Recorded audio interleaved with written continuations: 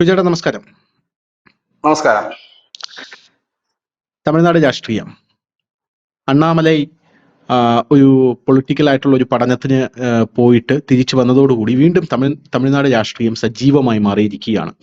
അണ്ണാമലൈ വന്ന ഉടനെ തന്നെ വളരെ വലിയ ഒരു ഇമ്പാക്ട് തമിഴ്നാട് രാഷ്ട്രീയത്തിൽ ഉണ്ടായി എന്ന് തന്നെ നമുക്ക് പറയേണ്ടി വരും. അത് നമ്മൾ ചർച്ച ചെയ്തതുമാണ്. അണ്ണാമലയുടെ ഐക്കോണിക് ആയിട്ടുള്ള ആ ഒരു ചാട്ടവാറടി, സ്വയം ചാട്ടവാറിനടിച്ച് ശിക്ഷിച്ചുകൊണ്ട് അണ്ണാമലൈ തമിഴ്നാട്ടിൽ ഒരു പെൺകുട്ടി ബലാത്സംഗത്തിന് ഇരയാവുന്നു, എനിക്കത് തടയാൻ പറ്റിയില്ല എന്ന് ഉള്ളതിന്റെ സ്വയം ശിക്ഷ ഏറ്റുവാങ്ങുന്ന രീതിയാണ്. അത് സത്യം പറഞ്ഞാൽ സ്റ്റാലിന് വലിയ ഇമ്പാക്റ്റ് ആണ് സ്റ്റാലിൻ സർക്കാരിന്റെ മേൽ ഉണ്ടാക്കിയത് എന്നുള്ള കാര്യത്തിൽ നമുക്ക് ആർക്കും സംശയമില്ല, തർക്കമില്ല.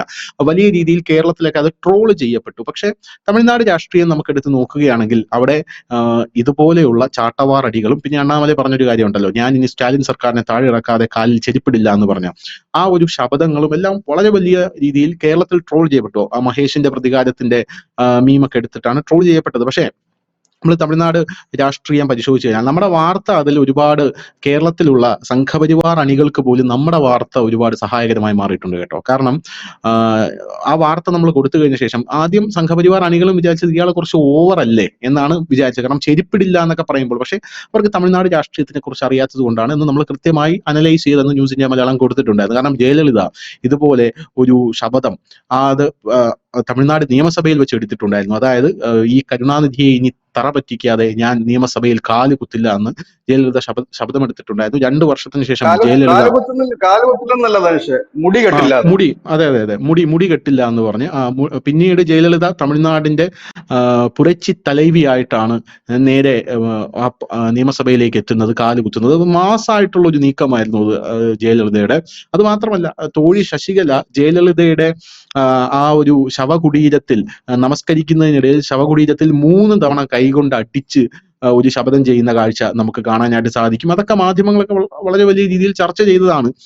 അപ്പോ ഈ തമിഴ്നാട് രാഷ്ട്രീയം എന്താണ്, ഇങ്ങനെയാണ് യഥാർത്ഥത്തിൽ തമിഴ്നാട് രാഷ്ട്രീയത്തിന്റെ ഒരു സ്വഭാവം എന്ന് പറയുന്നത്. അത് അറിഞ്ഞുകൂടാത്ത വിഡ്ഢികളാണ് ഇവിടെ ഇരുന്ന് അണ്ണാമലയെ കളിയാക്കിയത് എന്നുള്ളത് വേറൊരു കാര്യമാണ്. പക്ഷെ തമിഴ്നാട്ടിൽ നിന്ന് കേരളത്തിലേക്ക് നോക്കുമ്പോൾ കേരളത്തിലെ പല രാഷ്ട്രീയങ്ങളും യഥാർത്ഥത്തിൽ തമിഴ്നാട്ടുകാർക്കും ഇതുപോലെ ചിരിക്കാൻ വക നൽകുന്നതാണ് എന്നുള്ളത് വേറൊരു കാര്യം. അപ്പൊ അങ്ങനെ അണ്ണാമലൈ വന്നു കഴിഞ്ഞ ശേഷം ഇത്തരത്തിലൊരു ചാട്ടവാറടി ഉണ്ടായിരുന്നു. അതിനുശേഷം ഇത് അനുകരിക്കാനായിട്ട് ഡൽഹിയിലടക്കം പല ആൾക്കാരും ശ്രമിച്ചെങ്കിലും അവർക്കൊന്നും വേദന സഹിക്കാൻ കഴിയാത്തത് കൊണ്ട് അവർ തന്നെ അത് അവസാനിപ്പിക്കുന്ന കാര്യം ഒരു 2 അടി മാക്സിമം, ഈ ബെൽറ്റ് ഒക്കെ ഊരിയിട്ട് അടിക്കാനായിട്ടുള്ള ശ്രമിച്ചെങ്കിലും 2 അടി മാക്സിമം, അത് ആരും പിടിച്ചു മാറ്റാനും വരാത്തത് കൊണ്ട് സ്വയമേവ നിർത്തിപ്പോകുന്ന ഒരു കാഴ്ചയാണ് നമുക്ക് കാണാനായിട്ട് സാധിച്ചത്. അത് കഴിഞ്ഞ ശേഷം അണ്ണാമലൈ വന്ന് രാഷ്ട്രീയത്തിലേക്ക് തിരിച്ചു വന്ന ശേഷം അവിടെയുള്ള ഒരു മന്ത്രി തന്നെ പറഞ്ഞതൊക്കെ നമ്മൾ ചർച്ച ചെയ്തതാണ്. ഇനിയിപ്പോ നമുക്ക് സ്വസ്ഥമായിട്ട് ഇരിക്കാൻ പറ്റില്ല, ഇവനെ കൊണ്ട് ഒരു ഭയങ്കര ശല്യമായിരിക്കും എന്ന് പറഞ്ഞു. അണ്ണാമലൈ അതൊരു കോംപ്ലിമെന്റ് ആയിട്ടാണ് എടുത്തത്.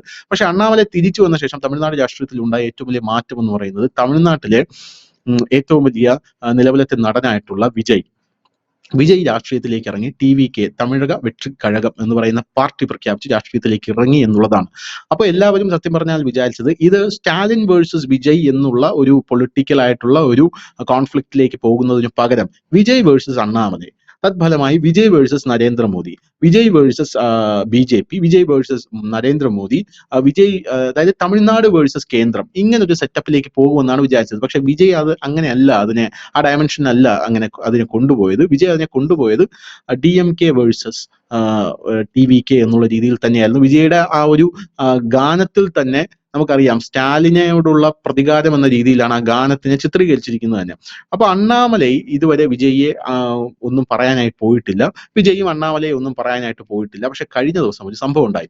ഈ തമിഴ്നാട്ടുകാർക്ക് ഇടയ്ക്കിടയ്ക്ക് ചുമ്മാ ഇരിക്കുമ്പോൾ ഈ നമ്മുടെ കേരളത്തില് നമ്മുടെ പിണറായി വിജയൻ കേന്ദ്രത്തിന് എന്തെങ്കിലും കടന്നാക്രമിക്കാൻ പറയുന്ന ഒരു സംഭവമാണല്ലോ, കേന്ദ്രം ഫണ്ട് തരുന്നില്ല എന്നുള്ളത്. ചുമ്മാ പറഞ്ഞുകൊണ്ടേയിരിക്കും, അങ്ങനെ പറഞ്ഞ് ജനങ്ങളുടെ കണ്ണിൽ പൊടിയിടുക, അങ്ങനെയുള്ള എന്തെങ്കിലുമൊക്കെ ചെയ്യുക. അതുപോലെ തമിഴ്നാട്ടിൽ ഈ ദ്രാവിഡ രാഷ്ട്രീയം മൂക്കുമ്പോൾ അവർ പറയുന്ന ഒരു സംഭവമാണ് ഹിന്ദി ഇവിടെ അനുവദിക്കില്ല എന്ന്. ഹിന്ദി தெரியாது പോടാന്ന് പറഞ്ഞ പല കാര്യങ്ങളും അവര് ഇനിഷ്യേറ്റീവ് ക്യാമ്പയിനുകളും അവര് ഇനിഷ്യേറ്റ് ചെയ്തിട്ടുണ്ട്. AR റഹ്മാൻ വരെ അത് ഏറ്റെടുത്തിട്ടുണ്ട്. പല ബോളിവുഡ് വേദികളിൽ പോലും AR റഹ്മാൻ ഹിന്ദിയിൽ സംസാരിക്കാൻ തയ്യാറായിട്ടില്ല, തമിഴിൽ മാത്രമേ പുള്ളിക്കാരൻ സംസാരിക്കുകയുള്ളൂ.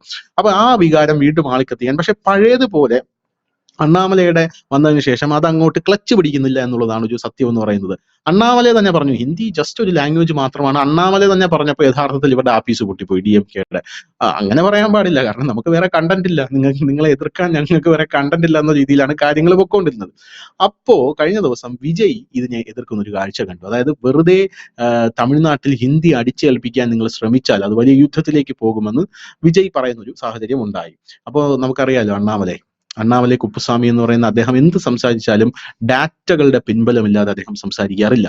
അദ്ദേഹം കഴിഞ്ഞ ദിവസം വിജയുടെ കുറെ ഡാറ്റകളും വാരി പിടിച്ചുകൊണ്ടാണ് വാർത്താ സമ്മേളനം നടത്താനായിട്ട് വന്നത്.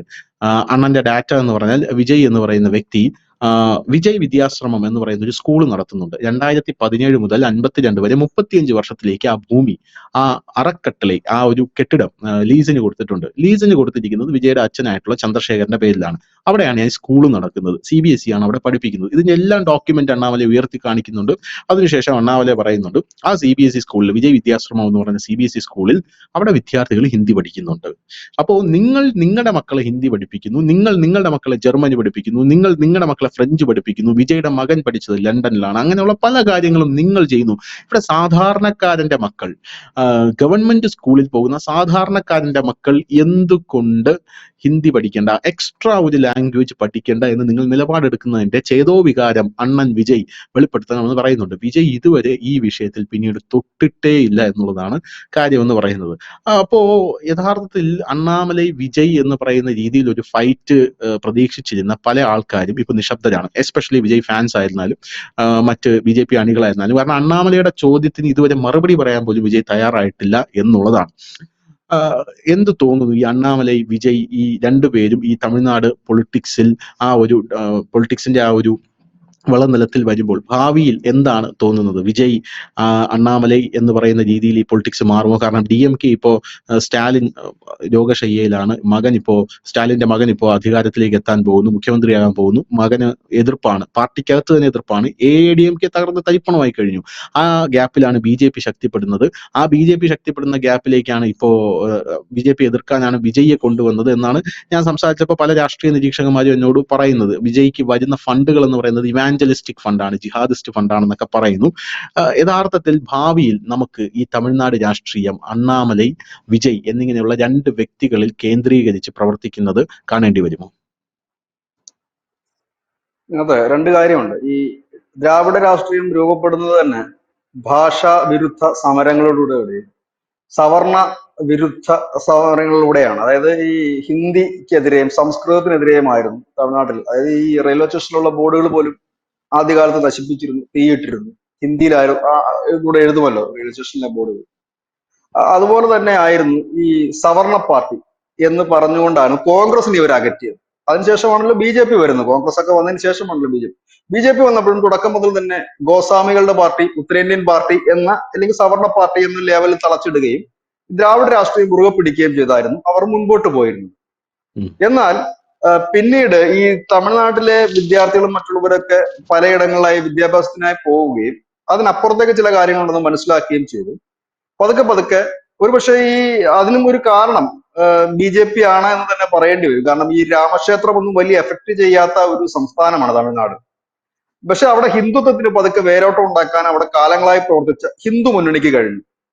ഹിന്ദു മുന്നണി എന്ന് പറയുമ്പോൾ RSSനെ സംബന്ധിച്ച് അവർക്ക് എല്ലാ സംസ്ഥാനങ്ങളിലും ഒരു പൊളിറ്റിക്കൽ മുഖമുണ്ട്, ഒരു ജനകീയ മുഖമുണ്ട്. ബാക്കിയുള്ള സംഘടനകളൊന്നും അണ്ടർഗ്രൗണ്ടിലാണ്, മീൻസ് ജനകീയമായിട്ടുള്ള വിഷയങ്ങളല്ല ഏറ്റെടുക്കുന്നത്, താഴെത്തട്ടിലാണ്. ഇപ്പൊ RSSും ദൈനംദിനമായ രാഷ്ട്രീയ പ്രവർത്തനങ്ങൾ അവർ ഇടപെടാറില്ല. ഇപ്പം പിണറായിക്ക് മറുപടി കൊടുക്കാനോ ഇല്ലെങ്കിൽ മറ്റേതെങ്കിലും വിഷയങ്ങൾ ഇടപെടാറ്. പകരം അത് ചെയ്യുന്നതിന് വേണ്ടിയിട്ടാണ് അവർ BJP ഒരുക്കി നിർത്തിയിരിക്കുന്നത്. BJP കരുത പണി ചെയ്തോളൂ. അതുപോലെ തമിഴ്നാട്ടിൽ അവർ ഹിന്ദു മുന്നണിയായ ഹിന്ദു മുന്നണി എന്ന് പറഞ്ഞാൽ എല്ലാ സംഘപരിവാറിൽപ്പെട്ടവരും ചേർന്ന് രൂപീകരിച്ചതാണ് ഹിന്ദു മുന്നണി. നമ്മുടെ കേരളത്തിൽ അതിന്റെ വേറൊരു വകഭേദമായ ഹിന്ദു ഐക്യവേദി ഉണ്ടായി. അപ്പം ഹിന്ദു മുന്നണി അവിടുത്തെ ക്ഷേത്രങ്ങളും മറ്റും കേന്ദ്രീകരിച്ച് സേവാ പ്രവർത്തനങ്ങളും മറ്റുമൊക്കെ നടത്തി വന്നുകൊണ്ടിരുന്നു. അങ്ങനെ പതുക്കെ ഇത് അവിടേക്ക് വേരുറപ്പിച്ചു. അതിനുശേഷമാണ് ഈ ഒരു സുപ്രഭാതത്തിൽ, അതായത് പതുക്കെ അവരവിടെ ക്ലച്ച് പിടിച്ച് വരുമ്പോഴാണ് അവിടെ മുരുകൻ സംസ്ഥാന അധ്യക്ഷനായിരിക്കുന്ന സമയത്ത് ഈ DMKയുടെ സാംസ്കാരിക വിഭാഗം നടത്തിയ ഒരു വീഡിയോ, അതായത് മുരുകന്റെ ആ ഒരു ഗ്രന്ഥം, ഈ പ്രാർത്ഥനാ ഗ്രന്ഥം, അത് തമിഴന്മാര് BJPക്കാരും CPM-മാരും സ്റ്റാലിനും ഒക്കെ എല്ലാവരും വായിക്കുന്ന ആ ഗ്രന്ഥം അതിനെക്കുറിച്ച് അപകീർത്തിയും അപഹാസ്യവുമായിട്ട് സംസാരിക്കുകയും അത് വലിയ പ്രതിഷേധമായി മാറുകയും ഇത് മുതലെടുത്തുകൊണ്ട് BJP അവിടെ വെട്രിവേൽ വീരവേൽ എന്ന് പറഞ്ഞ് എൽ മുരുകൻ നയിക്കുന്ന ഒരു യാത്ര ആരംഭിക്കുകയും ചെയ്തു. ഈ യാത്ര തുടങ്ങിയപ്പോൾ സ്റ്റാലിൻ വലിയ കാര്യമാക്കിയില്ല. പക്ഷെ ഈ യാത്ര മുൻപോട്ട് പോകുന്നതോടുകൂടി സ്റ്റാലിൻ പലയിടത്തും ഇതിനെ തടയാൻ ആരംഭിച്ചു. ഒപ്പം തന്നെ അവിടുത്തെ ഈ ക്ഷേത്രങ്ങൾ കേന്ദ്രീകരിച്ചുകൊണ്ട് ചില തീവ്ര ഇസ്ലാമിസ്റ്റ് സംഘടനകൾ നടത്തുന്ന പ്രവർത്തനങ്ങൾക്കെതിരെയും മറ്റുമൊക്കെ ഹിന്ദുക്കൾ സംഘടിക്കാൻ തുടങ്ങി.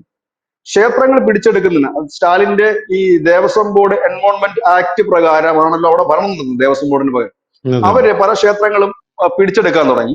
ഈ ക്ഷേത്രങ്ങൾക്കെതിരെ പ്രക്ഷോഭങ്ങൾ സംഘടിപ്പിക്കാൻ തുടങ്ങി. അപ്പോൾ ചെറുതായി ഒരു ഹൈന്ദവ വികാരം അവിടെ ഉരുത്തിരിഞ്ഞു വന്നു. ഈ ഹൈന്ദവ വികാരം ഉരുത്തിരിഞ്ഞു വന്നതോടു കൂടി തന്നെ വലിയ രീതിയിൽ BJP-യുടെ ദേശീയ നേതൃത്വം ശ്രദ്ധ പതിപ്പിക്കാൻ തുടങ്ങി. അതിന് അവർക്ക് പര്യാപ്തമാക്കിയ ഒരു പ്രധാനപ്പെട്ട കാര്യം എൽ മുരുകൻ ഇരുന്നപ്പോഴാണ് അവർ അവിടുത്തെ ഒരു ലക്ഷ്യം ഏത് രീതിയിൽ പൂർത്തീകരിക്കുമെന്ന് അവർ പഠിച്ചത്. അതിനായിട്ട് തമിഴ്നാടിന്റെ തെക്കൻ പ്രദേശങ്ങൾ, കമ്പം, തേനി, ഡിണ്ടിഗൽ അടക്കമുള്ള തെക്കൻ പ്രദേശങ്ങൾ അടക്കമുള്ള തമിഴ്നാട്ടിലെ 32% ദളിത് പിന്നാക്ക വോട്ടുകളുള്ള സ്ഥലം, വോട്ട് ബാങ്ക് ഉണ്ട്. അവരെ സംബന്ധിച്ച് അവരെ കയ്യിലെടുക്കുക, അവരെ ഒരു വോട്ട് ബാങ്ക് ആക്കുക. കാരണം ഒരു രാഷ്ട്രീയ പാർട്ടിക്ക് സംസ്ഥാനത്തേക്ക് വോട്ട് ബാങ്ക് വേണം. നാളിതുവരെ തമിഴ്നാട്ടിൽ വോട്ട് ബാങ്ക് ഇല്ലായിരുന്ന BJP അവരെ ഒരു വോട്ട് ബാങ്ക് ആക്കി കാണാൻ ശ്രമിച്ചു. ഇത് അവർക്കും ഒരുപാട് ഗുണം ചെയ്തു. മുരുകൻ ആ വിഭാഗത്തിൽ നിന്ന് വരുന്ന വ്യക്തിയാണ്. ഒപ്പം തന്നെ അവരെ സംബന്ധിച്ച് അവർ വിവിധ വിഭാഗങ്ങളാണ്. ഈ ദളിത് പിന്നോക്ക വിഭാഗം എന്ന് പറയുന്നത് വിവിധ കാറ്റഗറിയിൽ പെടുന്നവരാണ്. ഇവർ തമ്മിൽ ഭയങ്കര ശത്രുതയാണ്.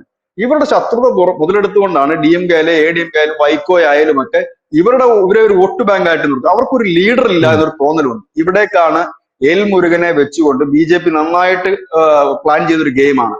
അവിടെ അടിക്കടി നരേന്ദ്രമോദിയും അമിത്ഷായും രാജ്നാഥ് സിംഗും ഒക്കെ നമ്മൾ കാണാൻ കഴിയും. കഴിഞ്ഞ ഒരു 5 വർഷത്തിനിടയ്ക്ക് ഈ നേതാക്കന്മാർ ഏറ്റവും കൂടുതൽ വന്നിരിക്കുന്നത് ഇത്തരം പ്രദേശങ്ങളിലാണ്. ഈ ദളിത് പിന്നോക്ക മേഖലയിലാണ് ഇവരുടെ റാലികൾ സംഘടിപ്പിക്കുന്നത്. ഏറ്റവും കൂടുതൽ BJP പരിപാടികൾ സംഘടിപ്പിക്കുന്നത് ഈ മേഖലയിലാണ്. ഈ മേഖലയിലെ വോട്ട് ബാങ്ക് ആണ്, ആ വോട്ട് ഷെയർ ആണ് കഴിഞ്ഞ ലോക്സഭാ തെരഞ്ഞെടുപ്പിൽ BJPക്ക് ഒരു വലിയ പരിധി വരെ സഹായകരമായത്. സ്വാഭാവികമായി തന്നെ മുന്നോക്ക വോട്ടുകൾ BJPക്ക് അനുകൂലമായി കുറച്ചൊക്കെ വീഴാറുണ്ട്. ഇത് രണ്ടും കൂടെ വന്നപ്പോഴാണ് അവർക്ക് വലിയ മുന്നേറ്റം തമിഴ്നാട്ടിൽ ഏതാണ്ട് 11 ലോക്സഭാ മണ്ഡലത്തിൽ വലിയ മുന്നേറ്റം അവർക്ക് ഉണ്ടാക്കാൻ കഴിയും. ഇതൊക്കെ ഉണ്ടായത് എങ്ങനെയെന്ന് ചോദിച്ചാൽ ഇതേ ഒരു സ്ട്രാറ്റജിയിൽ ഇല്ലെങ്കിൽ ഇതേ ഒരു തിയറിയിലാണ് അവർ മുൻപോട്ട് പോയിരുന്നത്. ഇവിടേക്കാണ് വിജയ് എത്തുന്നത്. അതായത് വിജയെ സംബന്ധിച്ച് ഹിന്ദിയെ കുറിച്ച് എന്തും പറയാം. കാരണം അദ്ദേഹം ഒരു പാൻ ഇന്ത്യൻ നടനൊന്നുമല്ല. അദ്ദേഹത്തിന്റെ സിനിമകളൊന്നും ഹിന്ദിയിൽ ഓടി പൈസ ഉണ്ടാക്കുന്ന സിനിമകളൊന്നും അദ്ദേഹത്തിനില്ല. അതുകൊണ്ട് ഹിന്ദിയെ ചീത്ത വിളിച്ചാൽ അദ്ദേഹത്തിന് നഷ്ടം വരാനൊന്നുമില്ല. ഇപ്പൊ അർജു അല്ലു എന്ന് പറയുന്ന ഒരു നടൻ, അദ്ദേഹത്തിന് ഹിന്ദിയെ കുറ്റം പറയാൻ പറ്റില്ല. കാരണം അത് തന്നെ അദ്ദേഹത്തിന്റെ കുറ്റം പറയാൻ പറ്റില്ല. അദ്ദേഹത്തിന്റെ സിനിമകളൊക്കെ ബീഹാറിലൊക്കെ ബമ്പർ ഹിറ്റ്. വിജയ്ക്ക് അതിനും തമിഴ്നാടിന് അപ്പുറത്തേക്ക് പുള്ളിക്ക് ഇത്ര ഈസി ആയിട്ട് വിജയ് കലായിക്കരുത് സാർ, വളരെ മോശം. അല്ല, അങ്ങനല്ല, അദ്ദേഹത്തിന് ഹിന്ദി പറയുന്നത് നഷ്ടമില്ല. അപ്പൊ അദ്ദേഹത്തിന് ഹിന്ദിയെ കുറിച്ച് എന്തും പറയാൻ പറ്റും. അപ്പോ അതാണ് കൂടെ. അപ്പൊ ഹിന്ദി വിരോധം കൊണ്ട് മാത്രം തമിഴ്നാട്ടിൽ പിടിച്ചു നിൽക്കാൻ കഴിയില്ല. കഴിഞ്ഞ ഈ നരേന്ദ്രമോദി കയറിയതിനു ശേഷം DMK സർക്കാരിന് വികസനത്തിനായി മാത്രം കൊടുത്തത് 1,68,000 കോടി രൂപയാണ്. 1,68,000 കോടി രൂപ തമിഴ്നാടിന് വികസനത്തിന് കൊടുത്തു. UPA സർക്കാർ ഇരിക്കുമ്പോൾ 8.5 കോടിയായിരുന്നു കൊടുത്തുകൊണ്ടിരുന്നത്. 8.5 കോടി രൂപയായിരുന്നു. അതായത് ഈ UPA സർക്കാർ എന്ന് പറയുന്നത് കോൺഗ്രസും DMK എല്ലാം കൂടെ ചേർന്ന് ഭരിച്ചിരുന്ന കാലത്തെ കാര്യം ഞാൻ പറയുന്നത്. അതായത് 2014 മുമ്പുള്ള കാലം. അവിടെ 8.5% കൊടുത്തിരുന്നതാണ് ഇവിടെ ഇതുവരെ നാളിതുവരെ 2014 തൊട്ട് 2024 വരെ കൊടുത്തിരുന്നത് 1,68,000 രൂപ. ചെന്നൈ മെട്രോ അടക്കമുള്ള പദ്ധതികള് അങ്ങനെ ഈ ഒരു വലിയ രീതിയിലുള്ള പൈസ നൽകാൻ തുടങ്ങി. ഇപ്പോൾ BJP തന്നെ കൊണ്ടുവന്നിരിക്കുന്ന ഒരു പുതിയ അവരുടെ മുദ്രാവാക്യം തന്നെ യഥാർത്ഥ തമിഴ് മകനാണ് മോദി എന്നാണ്. യഥാർത്ഥ തമിഴ് മകനാണ് മോദി എന്നാണ് അവരുടെ പുതിയ ക്യാമ്പയിൻ അവർ ആരംഭിച്ചിരിക്കുന്നത്. ഒപ്പം തന്നെ ഈ തിരുക്കുറളിന്റെ വചനങ്ങളും മറ്റുമൊക്കെ നിരന്തരം മോദി പറയുവാനും ഒപ്പം തന്നെ വളരെ ശക്തമായി തന്നെ ഈ തമിഴ്നാട് കേന്ദ്രീകരിച്ച് പ്രവർത്തിക്കാൻ തുടങ്ങി. അവിടെയാണ് ഈ മുരുകയുഗം എന്ന് പറഞ്ഞിട്ട് ഒരു വിഭാഗം ഇപ്പോൾ വന്നിട്ടുണ്ട്. മുരുകയുഗം വരുന്നു, മുരുകന് പവർ കൂടുന്നു. ഞാൻ പറയട്ടെ, ഇപ്പൊ ഭയങ്കരമായിട്ട് ഈ മുരുകയുഗം, മുരുക ഭഗവാൻ തിരിച്ചു വരുന്നു, ഈ മുരുകന്റെ ഒരുപാട് വീഡിയോസ്. അപ്പൊ ഒരുപാട് ആൾക്കാർ, എനിക്കറിയാവുന്ന ഒരുപാട് ആൾക്കാർ തന്നെ. എൻ്റെ ഒരു സുഹൃത്ത്, അയാള് എന്നെ ഈ ഇടയ്ക്ക് വിളിച്ചപ്പോൾ അയാൾ എന്നോട് പറയുകയാണ്, ഞാൻ ഇവിടെ ഇല്ലായിരുന്നു. ഞാൻ പറഞ്ഞു നിങ്ങൾ എവിടെയായിരുന്നു? അപ്പൊ അയാൾ എന്നോട് പറഞ്ഞു, ഞാൻ കർണാടകയിൽ മുക്കൈ എന്ന് പറയുന്ന സ്ഥലത്തായിരുന്നു. ഞാൻ പറഞ്ഞു അവിടെ എന്താ പ്രത്യേകത, മുരുകൻ സമാധിയായത് അവിടെയാണ്. ഞാൻ അവിടെ വരെ ഒന്ന് പോയതാണ്. ഞാൻ പറഞ്ഞു പെട്ടെന്ന് എന്താ ഇപ്പൊ മുരുകനോടൊരു പ്രിയം തോന്നാനുള്ള ഒരു കാര്യം. അല്ല, ഇനി വരാൻ പോകുന്നത് മുരുക യുഗമാണ്. പുള്ളി എന്നോട് പറയാണ്. ഞാൻ ഞെട്ടിപ്പോയി. അപ്പൊ എല്ലാവരും ഇത് ഒരു അന്തർധാരയില് ഒരു നിശബ്ദ വിപ്ലവമായിട്ട് ഇങ്ങനെ ഈ മുരുക യുഗം എന്ന് പറഞ്ഞൊരു സാധനം നടക്കുന്നുണ്ട് കേട്ടോ. അത് എന്താണ് അതിന്റെ പിന്നിൽ എന്ന് എനിക്കത് അറിയത്തില്ലായിരുന്നു. ഇപ്പൊ ഇത് പറഞ്ഞപ്പോഴാണ് എനിക്ക് കണക്ട് ആയത്. അല്ല, അത് വലിയ രീതിയിൽ ഇതുണ്ട്. അതിനൊരു രണ്ടു മൂന്ന് ഉദാഹരണം ഞാൻ പറഞ്ഞുതരാം.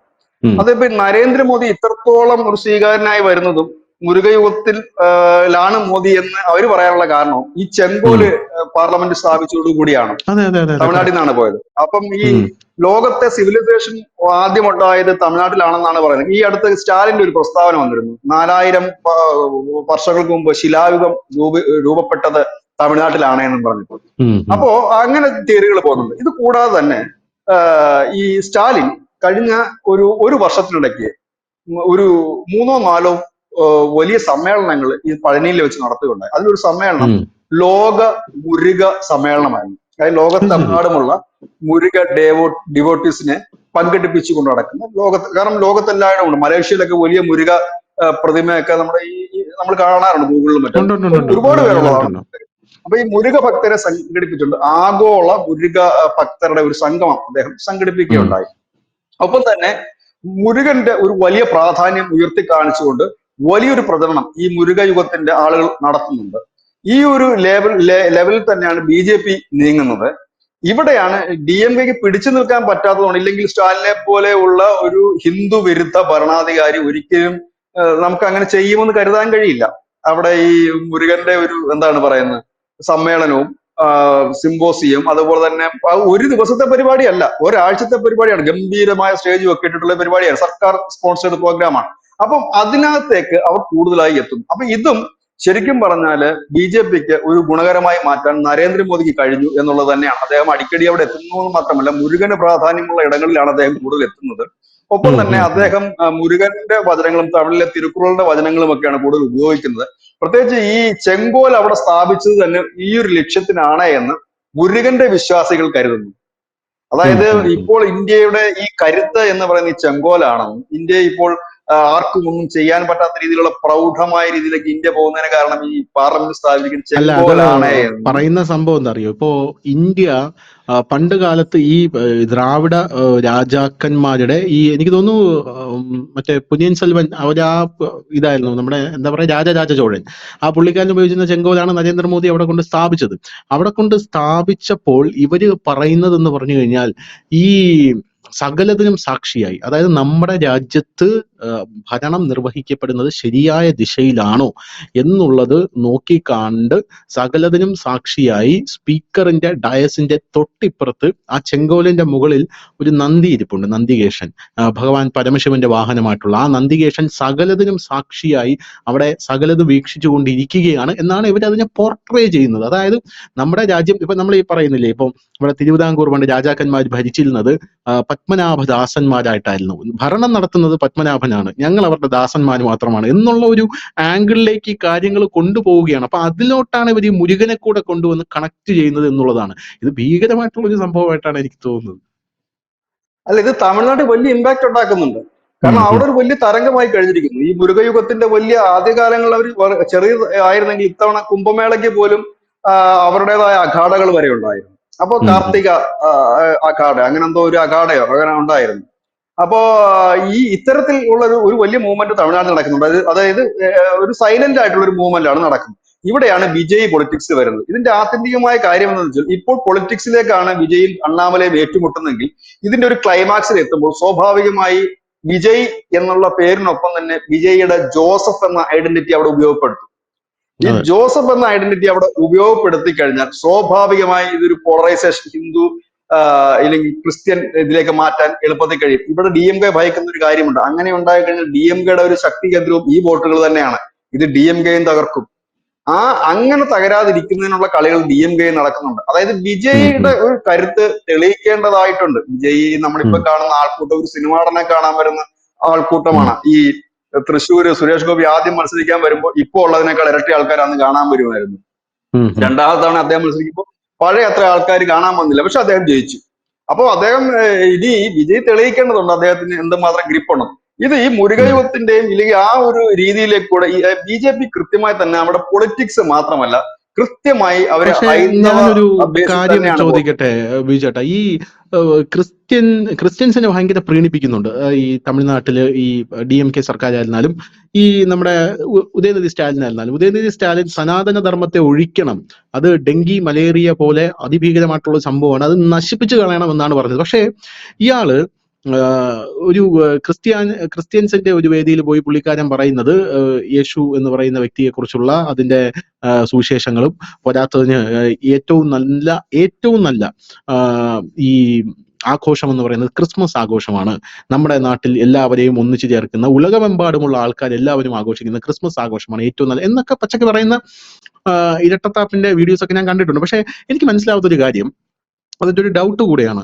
തമിഴ്നാട്ടിൽ ഞാനിപ്പോ സെൻസസ് എടുത്ത് നോക്കിയപ്പോൾ ഹിന്ദുക്കൾ 87.58% ഉണ്ട്, മുസ്ലിങ്ങൾ 5%ആണുള്ളത്, ക്രിസ്ത്യൻസ് വെറും 6.12% മാത്രമേ ഉള്ളൂ. എങ്ങനെയാണ് ഇവർ തമിഴ്നാട്ടിലെ ഒരു ഭരണ നിർവഹത്തിന്റെ ചക്രം തിരിക്കാവുന്ന അത്രയും പ്രാപ്തരായി അവിടെ വളർന്നു വരുന്നത്? ഈ സെൻസസിന്റെ ഒരു കണക്ക് വെച്ച് നോക്കുകയാണെങ്കിൽ എന്തിനാണ് പിന്നെ ഇവർ ഇത്രയധികം പ്രീണിപ്പിച്ചുകൊണ്ടിരിക്കുന്നത്? അതെന്താണ് അതിന്റെ ഒരു ഇത്? എനിക്ക് അത് മനസ്സിലാവുന്നില്ല, അതുകൊണ്ടാണ്. ഇപ്പൊ ധനുഷ് വായിച്ച ശതമാനമാണ് ഒറിജിനൽ ക്രിസ്ത്യാനികൾ. മതം മാറ്റത്തിലൂടെ വന്ന ഒരു വലിയ വിഭാഗമുണ്ട്. ഇവര് മതം മാറിയെന്ന് വെച്ചാൽ ഇവർ മതം മാറുന്നില്ല, പേരും ആചാരങ്ങളും വിശ്വാസങ്ങളുമായി മുമ്പോട്ട് പോകും. കാരണം മതം മാറിക്കഴിഞ്ഞാൽ സംവരണം പോകും. അതാണല്ലോ ഇപ്പോഴത്തെ ഇന്ത്യയിലെ ഏറ്റവും വലിയ പ്രശ്നം. മതം മാറുന്നവർക്കൂടെ സംവരണം കൊടുക്കണമെന്നാണ് ഇവാഞ്ചലിസ്റ്റുകളുടെ പുതിയ ആവശ്യം. അതായത് ഞങ്ങൾ ക്രിസ്ത്യാനി പോയി ഞങ്ങൾക്ക് സംവരണം തരാം, ദളിതൻ ആണെങ്കിൽ ദളിത് ക്രിസ്ത്യൻ ഞങ്ങൾക്ക് സംവരണം തരണം, പിന്നാക്ക ക്രിസ്ത്യൻ സംവരണം തരണം എന്നാണല്ലോ. അതില്ലല്ലോ.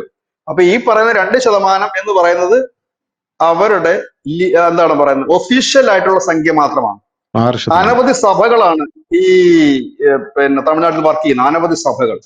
ദിനം പ്രതി അനവധി മതപരിവർത്തനം നടക്കുന്ന ഒരു മേഖലയാണ്. അത് മതപരിവർത്തനം നടന്നിട്ട് അവർ ക്രിസ്ത്യാനി എന്ന് പറയുന്ന ജന്മം കൊണ്ട് ക്രിസ്ത്യാനി ആയവരാണല്ലോ ഈ സെൻസസിൽ വരുന്നത്. ഒരു പക്ഷേ ഇനി അടുത്ത സെൻസസിലേക്ക് വരുമ്പോൾ ഈ സംഖ്യ മാറിയേക്കാം. ഇപ്പൊ നമ്മുടെ സ്റ്റേറ്റ് പൊളിറ്റിക്സിനെ സംബന്ധിച്ച് ഈ ലോക്സഭാ തെരഞ്ഞെടുപ്പ് പോലെയല്ല, സ്റ്റേറ്റ് പൊളിറ്റിക്സിനെ സംബന്ധിച്ച് ഒരു നിയമസഭാ മണ്ഡലത്തിൽ കേവലം ഒരു 3% ഇല്ല ഒരു 2% വോട്ടിന്റെ വേരിയേഷൻ വന്നു കഴിഞ്ഞാൽ ജയപരാജയങ്ങൾ നിർണ്ണയിക്കപ്പെടും. കേരളം പോലെയുള്ള സംസ്ഥാനത്ത് 35 സീറ്റ് എന്ന് പറഞ്ഞു കഴിഞ്ഞാൽ 35-40 സീറ്റിനടുത്തുള്ള അവരുടെ ജയപരാജയം നിശ്ചയിക്കുന്നത് 1000 വോട്ട് മുതൽ 5000 വോട്ട് വരെയാണ്. സമാനമാണ് തമിഴ്നാട്ടില്. UP-യിലേക്ക് പോകുമ്പോൾ ഇതിന്റെ സംഖ്യ 80 സീറ്റോളം മാറുന്നുണ്ട്. അപ്പോൾ നമ്മൾ പറയുമ്പോൾ പെർസെന്റേജ് നമ്മൾ പറയുമ്പോൾ ടോട്ടൽ പെർസെന്റേജ് ആണ് പറയുന്നത്. കേരള ആ ഒരു തമിഴ്നാടിന്റെ ഈ ടോട്ടൽ പെർസെന്റേജ് എങ്ങനെ ഇടപെടുന്നു എന്നാണ് ചോദിക്കുന്നത്. ഇവിടെയാണ് ഇവാഞ്ചലിസ്റ്റുകൾ മതം മാറ്റുന്നവരുടെ ഒരു സംഖ്യ കൂടി കണക്ക് കൂട്ടുന്നത് നമ്മൾ. അതായത് ഇപ്പോൾ പ്രത്യക്ഷത്തിൽ അവര് ചിലപ്പോൾ സുഗുണനോ രാമനോ ഒക്കെ ആയിരിക്കാം, പക്ഷെ അവരുടെ വിശ്വാസങ്ങളും ആചാര്യങ്ങളും ഒക്കെ മാറ്റി മതം മാറ്റിക്കൊണ്ട് അവർ നേരെ പോകുന്ന അവരുടെ പള്ളിയിലുള്ള പേര് ജോസഫ് എന്നായിരിക്കും. അവരെ ഈ ബൈബിൾ ക്ലാസ്സുകളിൽ വിളിക്കുക, അവരുടെ കൂട്ടായ്മകളിൽ അവർ അറിയപ്പെടുന്ന ജോസഫ് എന്ന് ആയിരിക്കും. അവരുടെ വീട്ടിൽ എല്ലാ ആഴ്ചകളിലും പാസ്റ്റർമാരെത്തുകയും പ്രാർത്ഥനകൾ ഉണ്ടാകുകയും ചെയ്യും. പക്ഷെ ഇവരെ വോട്ട് ചെയ്യാനായി പ്രേരിപ്പിക്കുന്നത് ഈ പാസ്റ്റർമാർ തന്നെയാണ്. നമുക്കറിയാം നരേന്ദ്രമോദി സർക്കാർ 2019 കയറാൻ സമയത്ത് നമ്മുടെ കേരളത്തിലടക്കം ഇത്തരം സഭകൾ പരസ്യമായിട്ടായിരുന്നു കൂട്ടപ്രാർത്ഥനകൾ നടത്തിയത്. മോദി കയറരുത് എന്നും പറഞ്ഞു. പത്തനംതിട്ടയില് ആ വീഡിയോകളൊക്കെ പുറത്തു വന്നത് എല്ലാവരും കണ്ടതാണ്. അപ്പോൾ വളരെ വ്യാപകമായി തന്നെ. അപ്പൊ ഈ മത അധ്യക്ഷന്മാരെന്ന് അവരെ പറയാൻ കഴിയില്ല, പാസ്റ്റർമാർ, ആ സഭയിലെ ലീഡർ, അദ്ദേഹത്തിന് ഈ വോട്ടുകളെ നിയന്ത്രിക്കാൻ കഴിയും. അവിടെയാണ് ഈ ക്രിസ്ത്യൻ സഭകള് വലിയ രീതിയിൽ തന്നെ തമിഴ്നാട് രാഷ്ട്രീയത്തിൽ പിടിമുറുക്കുന്നു. അതുപോലെ തന്നെ ആന്ധ്ര രാഷ്ട്രീയത്തിൽ അവർ പിടിമുറുക്കുന്നുണ്ട്. ആന്ധ്ര രാഷ്ട്രീയത്തിലാണ് ആന്ധ്രയിലാണ് ഏറ്റവും കൂടുതൽ മതപരിവർത്തനം നടക്കുന്നത്. ഒരു മാസം 3600 പേര് മതപരിവർത്തനം നടത്തുന്നുണ്ട്. ഈ മതപരിവർത്തനം ചെയ്യുന്നവരൊന്നും റെക്കോർഡിക്കലി ക്രിസ്ത്യൻ അല്ല. ഇത് അനുശോചിച്ച ശതമാനത്തിൽ അവർ വരില്ല. അപ്പൊ സ്വാഭാവികമായി നോക്കുമ്പോൾ ഒരു നിയമസഭാ മണ്ഡലത്തിൽ കുറഞ്ഞതൊരു 5000 പേര് 6000 പേരിൽ ക്രിസ്ത്യൻസ് ഉണ്ട് എങ്കിൽ അവർക്ക് ആ നിയമസഭാ മണ്ഡലത്തിലെ വോട്ടിംഗ് പാറ്റേൺ സ്വാധീനിക്കാൻ കഴിയും. അതുപോലെ തന്നെ ഈ ഹിന്ദു വോട്ടർമാർ നമ്മൾ പറയുന്നത് 87% ഉണ്ട് എന്ന് പറയുമ്പോൾ തമിഴ്നാട് രാഷ്ട്രീയമല്ല, ഇന്ത്യൻ രാഷ്ട്രീയത്തിന് ആ 87% ഒറ്റക്കെട്ടായിട്ടല്ലോ, അത് ഭയങ്കര സ്പ്ലിറ്റ് ആയിട്ടല്ല നിൽക്കുന്നത്. ഓരോ സമുദായം ഓരോ ജാതിയായിട്ടാണ് നിൽക്കുന്നത്. ഇതിനകത്ത് ആകെ ഏകീകരിച്ച് നിൽക്കുന്ന ഒരൊറ്റ വോട്ടർമാരേ ഉള്ളൂ, അത് മുസ്ലിം വോട്ടർമാർ മാത്രമാണ്. അവരൊരു തീരുമാനം എടുക്കുന്നു, ഒരിടത്തേക്ക് പോകുന്നു. അതേ രീതിയിലാണ് ഇപ്പോൾ ദക്ഷിണേന്ത്യയിൽ ക്രിസ്ത്യൻ സഭകൾ വർക്ക് ചെയ്തുകൊണ്ടിരിക്കുന്നത്. അതായത് അവരുടെ പാറ്റേണിലുള്ള ആളുകൾ ജയിക്കണം, അല്ലെങ്കിൽ ഞങ്ങൾ തീരുമാനിക്കണം ആര് ജയിക്കണം, അതേ രീതിയിൽ പാറ്റേണിലേക്ക് പോകുമ്പോഴാണ് തമിഴ്നാട്ടിൽ ഈ പറയുന്ന ഇവാഞ്ചലിസ്റ്റുകൾ വലിയ രീതിയിൽ വിജയ്ക്ക് പിന്നിൽ സംഘടിക്കുന്നത്. ഒന്നാമത്തെ കാര്യം. ഇപ്പൊ രണ്ടാമത്തെ ഈ അടുത്ത് നടന്ന സംഭവം തിരുപ്പുറംകുன்றம் ക്ഷേത്രത്തിൽ നടക്കുന്ന കയ്യേറ്റങ്ങളും അവിടെ ഈ മാംസം പാചകം ചെയ്യുന്നതിനെതിരെയൊക്കെ BJP വലിയ പ്രതിഷേധങ്ങൾ ഉയരുന്നു. ഈ ഒരു പ്രതിഷേധത്തിന്റെ ഭാഗമായിട്ട് ഇനി ഒരു പോളറൈസേഷൻ സംഭവിക്കാൻ സാധ്യതയുണ്ട്. ഇവിടെ മുരുകയുഗക്കാര് ഈ പറയുന്ന പോളറൈസേഷൻ ഏറ്റവും ഒടുവിൽ വരാൻ പോകുന്നത് വിജയുടെ കാസ്റ്റ് വരുമ്പോൾ അത് ഒരർത്ഥത്തിൽ ക്ഷീണം സംഭവിക്കുന്നത് സ്റ്റാലിനും കൂടിയാണ്. ഈ ഒരു വിഭാഗം, ഈ ഒരു പിന്തുണക്കാർ വിജയുടെ പിന്നിൽ അണിനിരക്കുകയാണ് എങ്കിൽ അത് DMKയുടെ വോട്ട് ബാങ്കിനെ അത് സ്വാധീനിക്കും. BJPയെ സംബന്ധിച്ച് അവർക്ക് കൃത്യമായി വോട്ട് ബാങ്ക് തമിഴ് രാഷ്ട്രീയത്തിലില്ല. ഇനി അവർക്ക് ഉണ്ടായി വരേണ്ടതാണ്. 2% വോട്ട്, 2.3% വോട്ട് മാത്രമേ അവർക്ക് തമിഴ്നാട്ടിലുള്ളൂ BJPക്ക് നിയമസഭയിൽ. പാർലമെന്റിലാണ് അവർ വ്യത്യാസപ്പെട്ടത്, നിയമസഭ അത്രയേ ഉള്ളൂ. ഇനി അവർക്കത് മെച്ചപ്പെടുത്തി വരണം, അവർക്കൊരു വോട്ട് ബാങ്ക് സൃഷ്ടിക്കേണ്ടതായിട്ടുണ്ട്. ആ വോട്ട് ബാങ്കിലേക്കുള്ള ഒരു പ്രയാണമാണ് ഇപ്പോൾ തമിഴ്നാട്ടിൽ നടക്കുന്നത് എന്ന് കരുതി അടുത്ത തെരഞ്ഞെടുപ്പിൽ അണ്ണാമല മുഖ്യമന്ത്രിയാകും എന്നുള്ളതല്ല.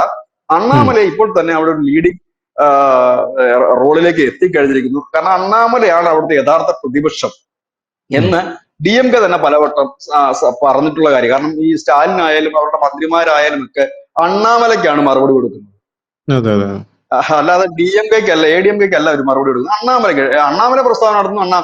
സാധാരണഗതി നമ്മുടെയൊക്കെ നാട്ടിലാണെന്നുണ്ടെങ്കിലും BJP ഒക്കെ ശക്തമാകുന്നതിന് മുമ്പ് ഈ CPM ആണെങ്കിലും കോൺഗ്രസ് ആണെങ്കിലും അവരുടെ BJPയുടെ നേതാക്കൾ പറയുന്നതിന് റിപ്ലൈ കൊടുക്കാൻ പോകില്ലായിരുന്നു. പക്ഷെ ഇപ്പൊ കൊടുക്കാറുണ്ട്. കാരണം വെച്ചാൽ BJP കുറച്ച് ശക്തമാകുമ്പോഴാണല്ലോ നമ്മൾ റിപ്ലൈ കൊടുക്കുന്നത്. അതുപോലെ തമിഴ്നാട്ടിൽ BJP ശക്തമായി തുടങ്ങുന്നു എന്ന് തന്നെ വേണം കരുതാൻ. കാരണം ഇല്ലെങ്കിൽ ഉദയനിധി സ്റ്റാലിനും ഒക്കെ അണ്ണാമല നിരന്തരം ഇല്ല, BJP നിരന്തരം അറ്റാക്ക് ചെയ്യേണ്ട കാര്യമില്ലല്ലോ. അത് ഒരു പ്രധാനപ്പെട്ട കാര്യമാണ്. മറ്റൊന്ന്, ADMKയെ സംബന്ധിച്ച് പറഞ്ഞാൽ അവർക്ക് ഇപ്പോൾ ഒരു ലീഡർഷിപ്പ് ഇല്ല എന്നുള്ളതാണ് അവരെ സംബന്ധിക്കുന്ന വലിയൊരു പ്രശ്നം. ഈ ADMK ഉള്ള ഈ സ്ത്രീകൾ കൂടുതൽ പേരും കഴിഞ്ഞ തെരഞ്ഞെടുപ്പോട് കൂടി BJP പക്ഷത്തേക്ക് പോയി. കാരണം ഇവർക്ക് ഈ കേന്ദ്ര സർക്കാരിന്റെ ആനുകൂല്യങ്ങളും ഒക്കെ ഈ അണ്ണാമല നേരിട്ട് ഇടപെട്ടിട്ടുണ്ട്. അതിപ്പോ കേരളത്തിലും ചെയ്യാനുള്ളതേ ഉള്ളൂ, ഭരണം വേണമെന്നൊന്നും ഇല്ല അതിന്. ഇവരെ ഇത്തരം സ്കീമുകളിൽ ചേർക്കുകയും അത് വാങ്ങിക്കൊടുക്കുകയും ഒക്കെ ചെയ്തതുകൂടി വലിയൊരു വിഭാഗം ADMK, കാരണം അവർക്ക് DMKയിലോട്ട് പോകാൻ കഴിയില്ല. അപ്പൊ ഇതുണ്ട്. ഇതിനിടയിൽ വളരെ കൗതുകകരമായ ഒരു രാഷ്ട്രീയം കൂടെ അവിടെ നടക്കുന്നുണ്ട്. അവിടെ BJPയും DMKയും തമ്മിൽ വലിയ സൗഹൃദത്തിൽ പോകുന്ന പല വേദികളും നമുക്ക് കാണാൻ കഴിയും. ഇവര് ഒരുമിച്ച് പലയിടത്തും കാണുന്നു, ഒരുമിച്ച് കൂടുന്നു, ഒരുമിച്ച് സൗഹൃദം പങ്കിടുന്നു. അടിക്കടി മോദി വരുമ്പോൾ സ്റ്റാലിനെ കാണാതെ പോകുന്നില്ല. ഇങ്ങനെയും ചില കാര്യങ്ങളുണ്ട്. അതിനവിടെ പറയുന്ന കാര്യങ്ങൾ, അവിടുത്തെ മാധ്യമപ്രവർത്തകർ പറയുന്ന ഒരു കാര്യം എന്ന് വെച്ച് കഴിഞ്ഞാൽ DMKക്കെതിരെ എന്തെങ്കിലും ഒരു വിഷയങ്ങൾ വരുമ്പോൾ ഉടൻ തന്നെ നമ്മുടെ അവിടുത്തെ ഗവർണറും സ്റ്റാലിനും തമ്മിൽ അടി തുടങ്ങും, അതായത് ജനശ്രദ്ധ തിരിക്കാൻ വേണ്ടിയിട്ട് എന്നാണ് പൊതുവെ പറയുന്നത്. അതുകൊണ്ട് തന്നെയാണ് ഇപ്പോൾ നമ്മുടെ കേരള മീഡിയകൾക്ക് തമിഴ്നാട് പൊളിറ്റിക്സ് വലിയ താല്പര്യമില്ലാത്തത്. എല്ലാ ദിവസവും വൈകുന്നേരം കുത്തിത്തിരിപ്പ് ഉണ്ടാക്കുന്നവർ പോലും തമിഴ്നാട് രാഷ്ട്രീയം ചർച്ച ചെയ്യാത്തതിന്റെ കാരണം അവർക്കും മതിയായി തുടങ്ങി, മടുത്തു തുടങ്ങി. അവരിപ്പം പറയുന്ന മറ്റൊരു കാര്യങ്ങളുണ്ട്.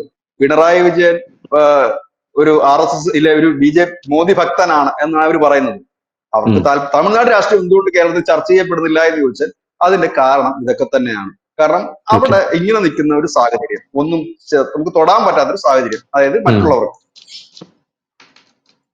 എന്തായാലും വിജയ് അണ്ണാമലയെ ഒന്ന് ചൊറിഞ്ഞു, അണ്ണാമലയെ തിരിച്ച് മാന്തി വിട്ടു. പക്ഷെ ഇതുവരെ വിജയ് അതിന് മറുപടി ഒന്നും കൊടുത്തിട്ടില്ല.